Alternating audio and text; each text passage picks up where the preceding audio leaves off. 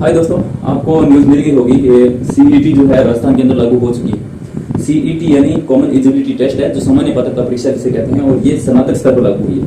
राजस्थान के अंदर अभी लागू कर दिया गया। इसे 12वीं पर भी आएगी, लेकिन स्नातक यानी कि जिसने बीए, बीकॉम, बीएससी वगैरह कर रखी है प्लस 2 के बाद में, जिसने प्लस टू कर ली है, प्लस टू के बाद में जो भी है बीए, बीएससी, उन सब के लिए ये परीक्षा मायने रखती है।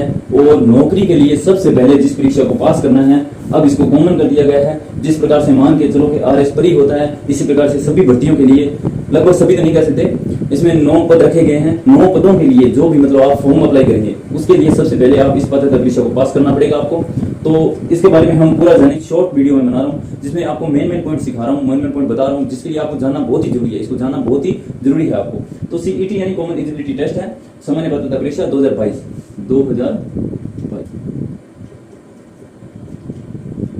धनस बोर्ड ये करवाएगा एग्जाम। तो आपको क्या है, सीईटी के बारे में मैं पूरा विवरण दे देता हूँ। सीईटी मतलब इसका क्या हुआ कि सीईटी कोई एग्जाम है। देखो आपको उदाहरण से बताऊं, सीईटी कोई एग्जाम है। तो सीईटी एग्जाम जो है, सीईटी क्या कहता है, हमें जो एक पर्चा दिया है मतलब गवर्नमेंट ने, इस पर्चे के अंदर सीईटी के बारे में क्या बताया गया कि सबसे पहले इस एग्जाम को पास करो। इस एग्जाम को कोई पास करता है तो वही आगे एग्जाम देने के लिए प्रिपेयर होगा। अब कोई इस एग्जाम को पास नहीं कर पाता तो वो 1 साल तक कोई भी मतलब जो आपको सेवाएं 9-8 दी हैं, उसमें आप मतलब एग्जाम नहीं दे पाओगे। आपको सबसे पहले सीईटी क्वालिफाई करनी पड़ेगी, उसके बाद में ही। और सीईटी का एक और नियम है, मान के चलो कि सभी विद्यार्थियों के नंबर जो है, अंक है, वो बताए जाएंगे, प्रकाशित किए जाएंगे। मान के चलो जिस भर्ती में, मान लो कोई भर्ती है कांस्टेबल वालों, कांस्टेबल किया।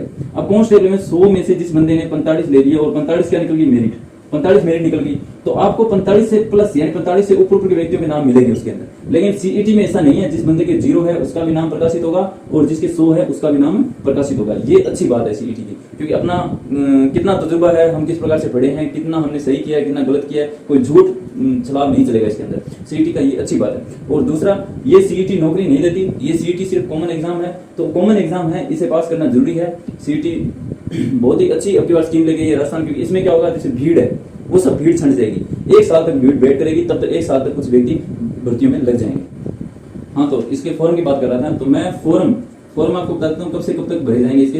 तो फॉर्म जो है 21 तारीख को विज्ञप्ति जारी हुई है। 21 सितंबर को आपको फॉर्म अप्लाई करने की जो डेट बताई गई है वो है 22 सितंबर से लेकर के 22 सितंबर 2022 से लेकर के, और आप 31 अक्टूबर 2022 तक इसका फॉर्म भर सकते हैं। ये बहुत ही कम समय है, इसमें आप फॉर्म अप्लाई कर सकते हैं। और जो इसका एग्जाम है, एग्जाम कब करेगी अब बात कर लेते हैं। फॉर्म भर लिया हमने, अब एग्जाम भी करवाना है, तो एग्जाम कब करवाएगी। एग्जाम जो है वो करवाएगी आपका 6 जनवरी 2023 से लेकर के 9 जनवरी 2023 तक। 6 जनवरी 2023 से लेकर के 9 जनवरी 2023 तक इसका एग्जाम हो जाएगा। इसमें एक चीज और बताई गई है, अगर मान के चलो कि एक पारी में यानी कि एक दिन एग्जाम नहीं होता, क्योंकि 6 से 9 है, अलग अलग पार्ट में एग्जाम होगा। तो अलग अलग पार्ट में अगर एग्जाम होता है तो इसमें क्या लागू कर दिया, इसमें कर दिया कि आपका नॉर्मलाइजेशन होगा, नॉर्मलाइजेशन भी इसमें लागू होगा, जो भी अलग अलग पार्ट में एग्जाम होगा। और दूसरी इसमें खास बात ये कर दी गई कि नेगेटिव मार्किंग नहीं है, नेगेटिव मार्किंग नहीं है इसके अंदर। इसमें विशेष छूट की बात कर लेते हैं, किस प्रकार की इसमें छूट दी गई है, क्योंकि इसमें नोट लगाकर लिखा गया है। ये नोट की बात तो मैं बाद में कर लेता हूँ, पहले छूट की बात कर लेता हूँ। छूट की जो है SC, ST, EWS और दूसरा MBC, OBC, इसमें जो पुरुष वर्ग है उनको विशेष छूट 5 वर्ष की दी गई है। और इसमें जो महिला है,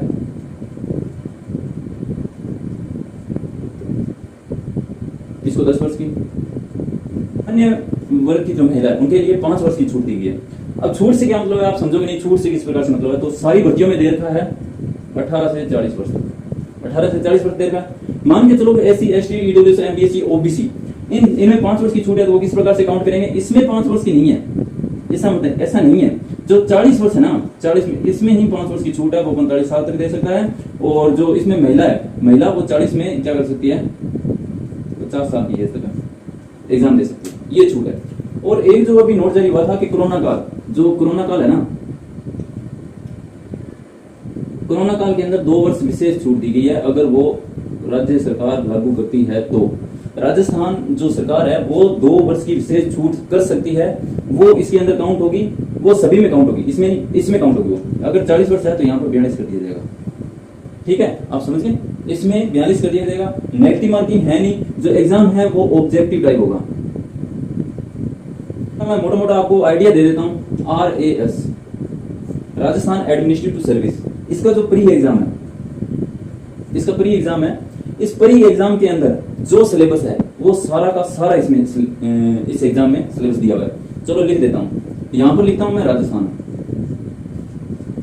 यहां पर लिखता हूं इंडिया, और फिर मैं लिखता हूं वर्ल्ड। ठीक है, तो राजस्थान, इंडिया और वर्ल्ड, ये तीनों का जो सिलेबस है वो मैं आपको बता देता हूं। राजस्थान के अंदर क्या है, सबसे पहले आता है इतिहास, फिर आता है भूगोल,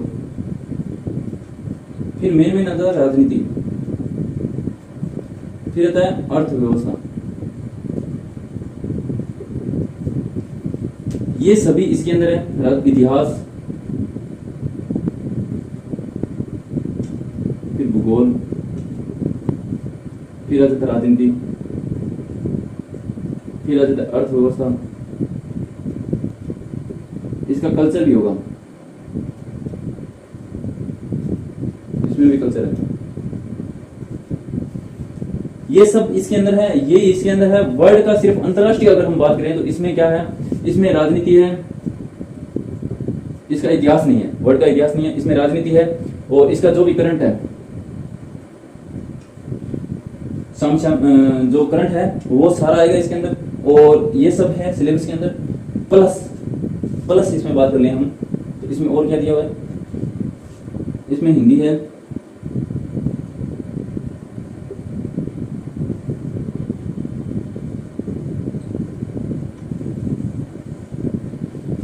इंग्लिश, हिंदी और कंप्यूटर इसमें ऐड किए गए हैं। यानी कि ये RAS जो एग्जाम है, RAS का, उसका जो चौथा पेपर है, उस चौथे पेपर के अंदर ये ऐड किए जाते हैं। और ये प्री का सिलेबस आपको मैंने बता दिया।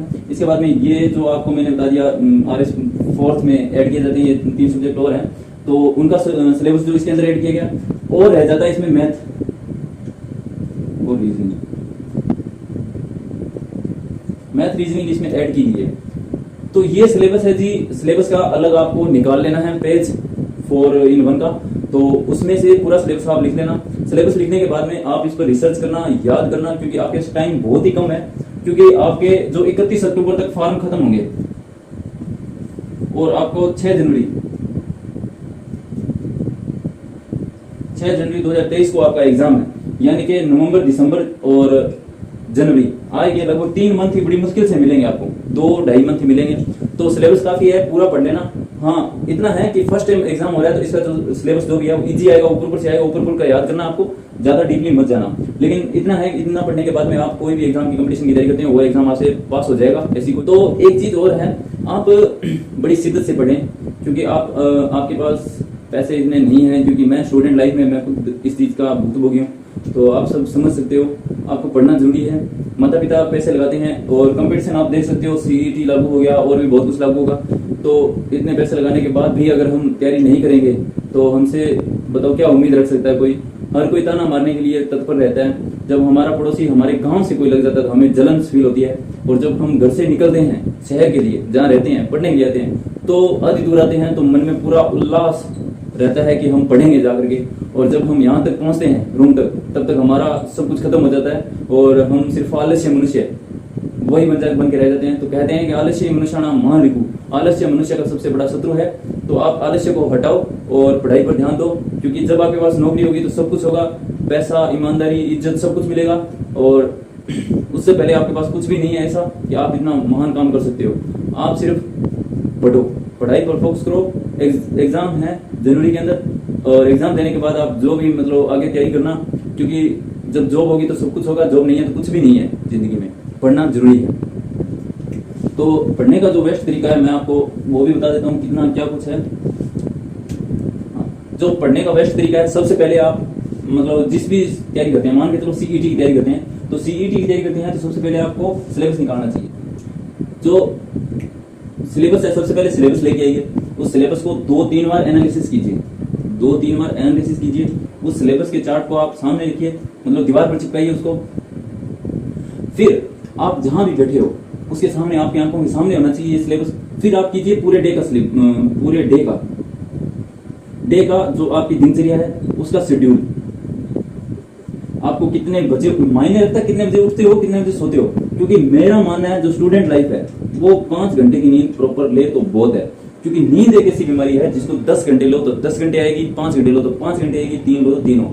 अब जो बंदा 10 घंटे नींद लेता है डेली के, तो वो अगर बंदा 9 घंटे 55 मिनट भी नींद ले तो उसकी नींद पूरी नहीं होगी, उसे 10 लेने पड़ेंगे। और जो बंदा 5 लेता है वो 5 घंटे से प्लस 1 मिनट ऊपर नींद नहीं ले सकता, क्योंकि उसको आदत हो चुकी है इसकी। तो जो बंदा 5 बजे उठता है वो 5 बजे उठेगा। तो 5 घंटे की नींद प्रॉपर अच्छी है, 5 घंटे की नींद ले। खाना खाने के बाद में घूमें, उसके बाद में अपने शेड्यूल को फॉलो करें। जो है शेड्यूल बनाए, एक पूरा चार्ट, यानी सुबह से लेकर के